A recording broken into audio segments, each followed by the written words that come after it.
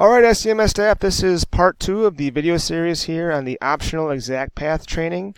The optional training took place in person on 9/10 and 9/13 of 2019 as we're getting ready to pilot ExactPath here. Video 1 highlighted the teacher view of things. We want to wrap up the teacher view by talking a little bit about reports, and then we'll talk a little bit about the student view as we for this particular video in the series here. Just a reminder, this is for anybody who did not attend those trainings, and also for anybody if you did attend the trainings but you wanted a little extra insight, or you maybe didn't remember everything that we talked about. Hopefully you find these videos useful. So I want to get right back into it here, talking about reports and a couple of other features that we have on our home page here when it comes to ExactPath. So one of the things I'm asking all staff to do on a weekly basis is to run a learning path report, and so that is under the skills report here that you'll see. Again, that black tab up top, reports, skills report. You want to click on learning path progress, and for the sake of just simplicity here and the demonstration, I'm just going to show you just the summary report. What's kind of cool about this report is that you can set dates, and so for example, if we wanted to just look at what has been done so far this week, you can look at different subject areas. If you're a math teacher, you're probably only going to focus on math. Same with reading. Or if you're somebody that's doing maybe a larger group where you've got students switching back and forth, you'll do the all. You can click on class and then select a specific class. In this case, I'll show you just the demo class here that I have. That includes myself as a demo, as a student, and then demo Daryl and Rod as well. So when we review the report here, or when we view the report, the summary is pretty quick, and I just want to touch base on a couple of these, what we're seeing here. So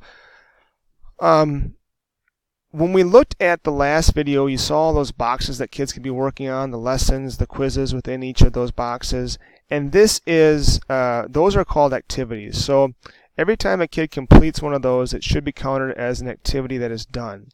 I do want to warn you that we were playing around with this a little bit earlier this week, and we noticed that activities done may include activities that are started.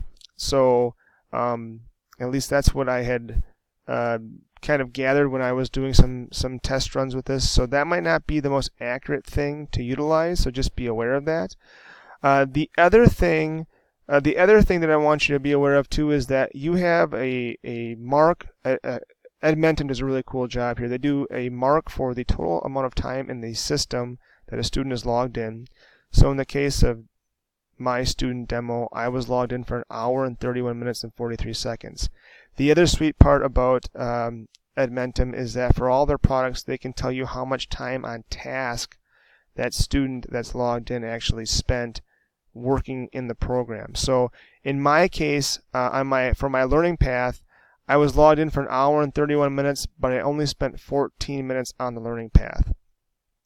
So this is going to be really cool when we start working with this, and we can see, okay, we were supposed to be in ExactPath for 2 hours, kids are logged in for 2 hours, how much time did they actually spend doing the work and not maybe logging in and going to a different website. So that's really useful for that, for monitoring students with that in that regard. I will warn you though to make sure that your time frames are looking good for this one, because if you were to run it from the start of the year through maybe that first week, you would notice that students would have much more time in the system than on their learning path, because this does include the time spent on the diagnostic. The other cool things that we have here are the skills mastered and assessed. And so you can see the number of skills that are being assessed. I don't have any here, but this is when we talk about trophies. This will count the number of trophies that we have accumulated over the course of the year, over the course of a time period. It's really, when we start talking about challenges and how we want to set up incentives for kids, we're going to be looking at the areas of trophies mastered and completed, and also just the time on task we'll also be looking at throughout the course of the year, focusing on different things to make sure that our students are are up to speed and doing what we're asking of them, and that we're rewarding them for their good choices. So that is the report that you can see. The other thing I just want to draw your attention to, but it's not anything that is that you need to, if you want to play around with it and look at it a little bit, is this challenges badge. You as a teacher, me as an administrator, we can create challenges based off of asking our students to do X, Y, or Z. For right now, excuse me, not just X, Y, or Z. Let me backtrack. We can create challenges for students to either earn trophies or time on task challenges, and I'll show you what that looks like from the student end in a bit here. But I just wanted you to be aware of it. I'm not asking you to create any challenges right now for your class, because I believe I can create those from an administrative point for all of our students.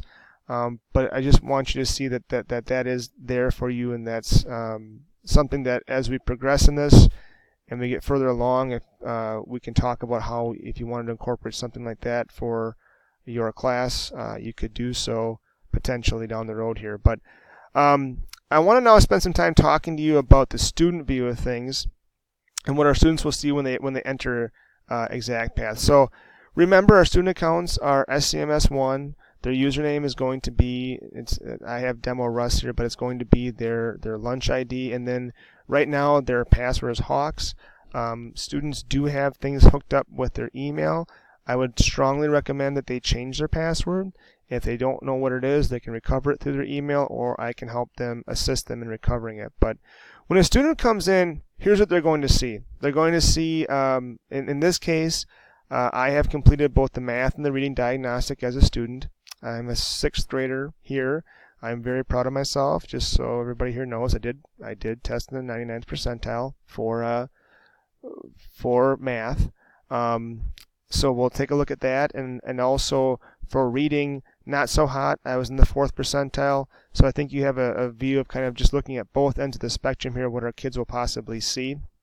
The other thing I want to draw your attention to here is just these challenges.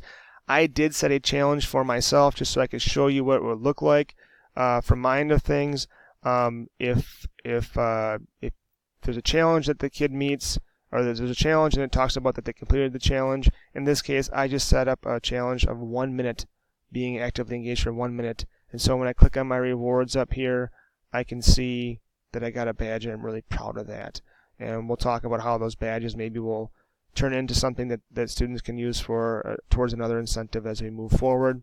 The other thing that's really neat here is there's messages, and you can message your students back and forth. I highly encourage you to do that. Because that just gives you an opportunity to give them some positive encouragement, touch base with them, and we'll talk about that in the next video as well here when we talk about teacher expectations here.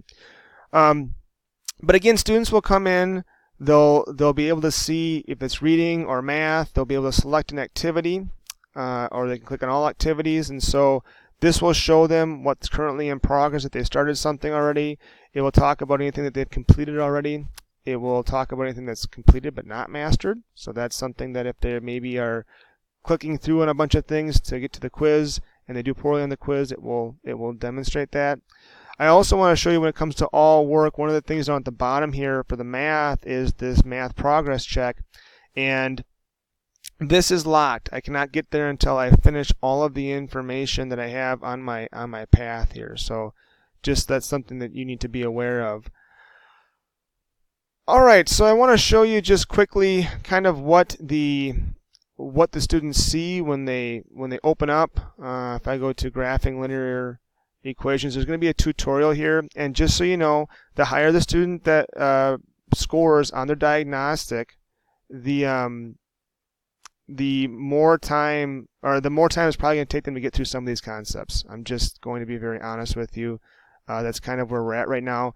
And that's something that we know about the program, because it is a little bit more challenging for students as they move forward, and if they're at the upper levels of things, there is more for them to do because the material is more challenging. There'll be an introductory video. One of the cool things, some of these table of contents here will show students what they have either worked through or will continue to work through as they get to the summary of the lesson. You can see there's 31 slides here. They have an opportunity to look at some resources here if they need any help. There's a dictionary.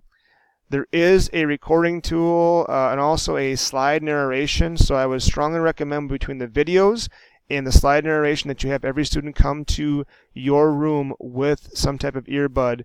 They'll need that to do this program. I know we had some questions about translation, and I found this earlier today actually. There is the translation. I thought I remember Daryl doing this where you can click and paste and put information in there. Let's just check it out real quick. Let's try it. Copy. What happens if I paste and then I translate? There is the result there for Spanish. So we do have that opportunity for students to click, paste, and translate into Spanish. If they speak German, there you go. Pretty cool stuff. There's a calculator, graphing, material math tools here, and just a highlighter as well. So all the tools that students can utilize while they're in this exact path. You'll also notice as they work their way through, there'll be a table of contents here they can look at. Close this out real quick. There will also be some type of a warm-up possibly, or a video for them to watch. The videos tend to have like some type of real-world connection, and so they'll be asked to submit something. One thing I just want to draw your attention to right now, because it's real here, is that students could just click on this, click submit, and move forward, all right, and get the sample answer if they want to. That is a possibility. You'll be able to monitor how much time they spend on certain items, and be able to kind of see where maybe they're kind of just skipping ahead here. But we want our kids to take time to do this, to give it a good effort. So that's something we're hoping everybody here can help in monitoring as we make it through. So there's also going to be times, and I'm trying to get to a point here, this is something new for me, where you'll see where kids will have to type stuff in possibly, or drag the labels. So if I go right here and I go right here, I have no idea if that's right, and I click submit, oh, it'll make me try again. So I can try again. All right, so let's try again here. What if I did time and distance in yards? Uh-oh. If I don't get it, it will show me the correct answer, and it'll explain to me what it is. So the other thing is, once I'm halfway through the lesson, I can just save and exit, and that'll be ready for me when I come back the next time. Last thing I want to show you on this video real quick, because I'm running out of time here on this piece, is just that reminder that Daryl talked about how everything is kind of set to middle school for the most part. There is an exception, and that is if our students are down at the kindergarten level, there may be some things that are not set at the middle school level because it's just what the program has. I know I thought that we weren't going to have this issue, but some of our kids may be low enough that for some of this kindergarten stuff, it's going to be really basic. These kids will probably move through it rather quickly, but it's going to be more this type of interface. So just so you're aware of that.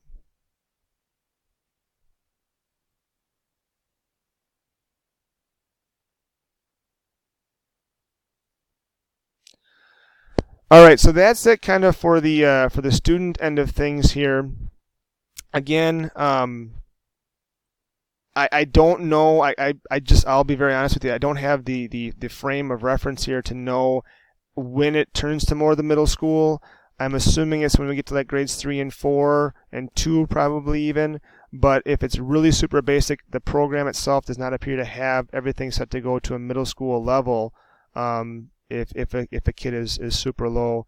So again, this is something that the student would probably make their way through rather quickly, depending on their skill set. And so just to be aware of that. So that's it for video 2 here. We'll come back with video 3 and talking about expectations.